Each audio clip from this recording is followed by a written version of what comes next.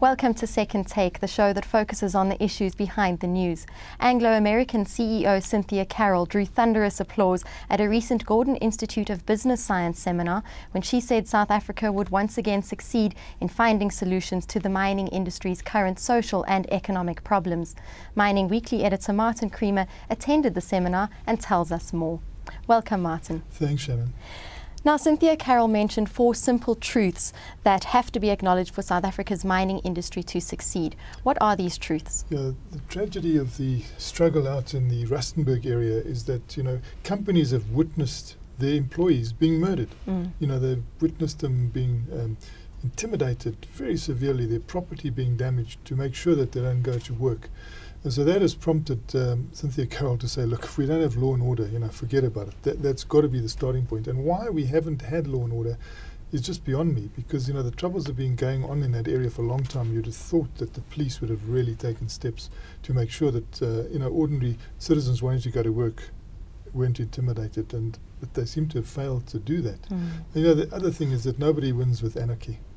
And so that was a point that she made. And let's face it, we've got agreements. We've got some very sound agreements with Labour. Don't tear them up, Let's use them and make sure that people cannot get the upper hand to the extent that they have when they're really just dishing out anarchy. So those were some of the home truths that, she was trying to reinforce there. But also the fact that, business has to make a profit. And if it gets dragged down with no production, where's it going to end up? Then you can say, well, we've got this wonderful platinum endowment. But if you're not going to get anyone to break the rock and get it out the ground and get it to the market, you're going to lose out because people look for alternatives. And that is always a big danger. We see that the price of platinum is not that great at the moment. And even the gold price, astoundingly, seems to be falling at this point. So it's not easy to be in mining at the moment. There's a lot of volatility in the world, and it is reflecting in our most important engine of growth, the mining industry. Cynthia Carroll also warned against regulatory instability and its impact on the economy and the mining industry. Can you elaborate on that? Yeah, I think she was very moderate in her criticism. This debate around the regulatory framework has just been going on for 2 years now. There would be a line drawn saying we will have the regulations in place at a certain date. They would just miss that deadline. They'd go into the next one, give another deadline, and it's been dragging on. And I think the truth of it is that the ANC was so divided on this that they couldn't come out with a proper statement, which we should have now some sort of certainty before the end of the year as we go into 2013.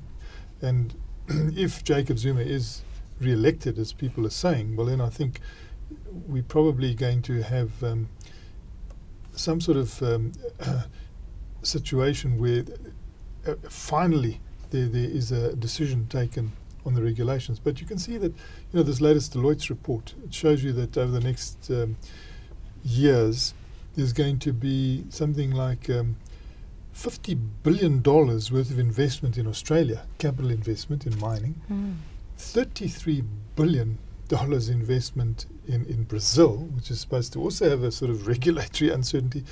And ours is so bad. I think ours is $3 billion over this period. So you can see how people have taken the risk of South Africa very seriously. They're not moving forward on it. That is very serious for our economy if we don't have that capital investment and that gross fixed investment going forward, which should, in this developing country, be about 25% of GDP. It's falling far short of that because people just see risk and no reward.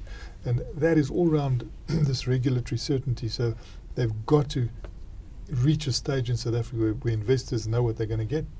And the perception needs to then match the reality.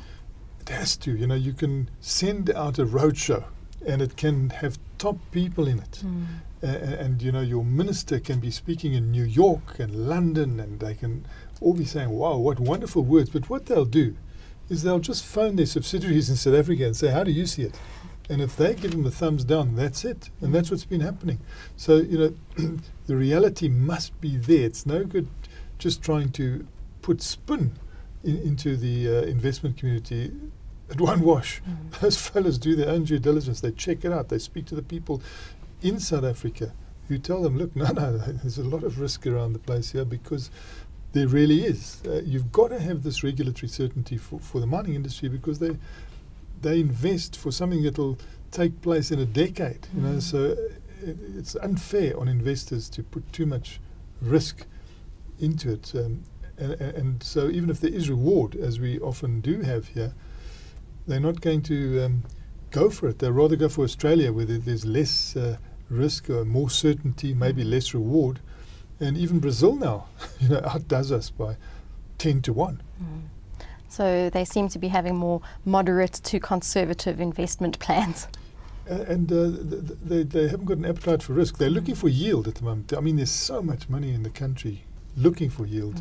You know, you're getting zero return on interest rates and all sorts of things which we've never had before. So people are desperate for yield, but they're also watching out for risk, and so we are losing out. Now tell us a bit about Anglo American's plans to redress the legacy of the past in the housing situation. I think it was very good to hear that, you know, on the accommodation front, they're committing themselves to building 23,000 homes.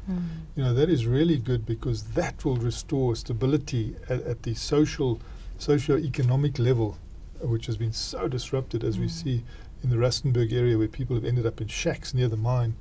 They have family disruption, and they have their real home far away, which means they don't really invest in their homes close to the mine. And if you build the homes, it would be better to have the people come from the rural areas, the labour sending areas, and settle closer to the mine, which is what I think we've always had a tradition of that. I mean, I grew up in a house which the mines provided it. Well, when I moved to Carletonville at one stage, you know, it was a mine house. So that was provided. It wasn't our house, but you didn't think of living in Germiston, where I came from, and travelling out to Carletonville. You lived close to the mine.